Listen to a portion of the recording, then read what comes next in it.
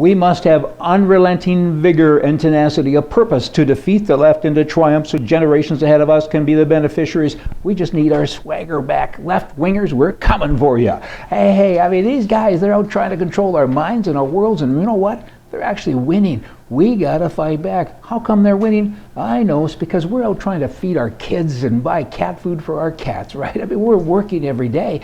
And some of these guys, who we pay, by the way, they're in there, that would be on the hill. They're out there, blah, blah, blah. Everybody's got to do what I do and what I say. Canadians, should they be required to deal with bank tellers who have their face covered? I mean, that's just one of the many things that I could talk about, and that's going to come to a bank near you pretty soon. And again, it's Canadian left-wing politics. Shouldn't even be a topic. You don't cover your face. If you do, you go back to the country where you came from.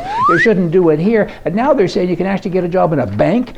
Wow, the robbers pretty soon will go in without a mask. They'll say, well, I don't know why I'd wear a mask, because the tellers are wearing a mask. Israel, the civilians there, they're saying, isn't this nice? Our government is saying, protect yourself and your country. Carry a gun. If you're not carrying a gun, get with the darn program.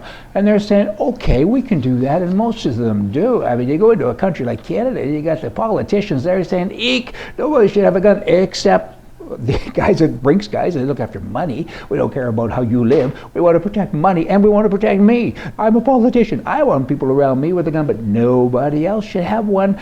Come out of the ether. Countries like Israel, they've come out of the ether. I mean, they recognize that guns in the hands of good people is a good thing. It's not a bad thing. Republican presidential candidate Jeb Bush recently spoke about the mass shooting in the Oregon college campus, and he said this. He said, we have the ability to step in with some common sense. We have the ability to protect our families.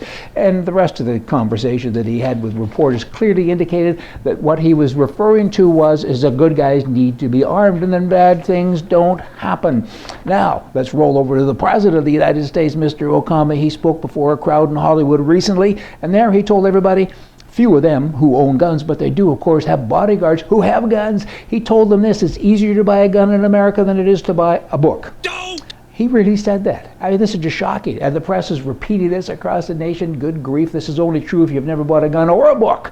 I mean, particularly in the state of California, buying a book requires no form of ID, no background check, no waiting period. But if you go buy a handgun, have fun. I mean, it's difficult. I live in California for several months of the year, and I got to tell you, it is bloody hard being a gun owner. It's extremely difficult because even buying a shotgun requires a waiting period and identification.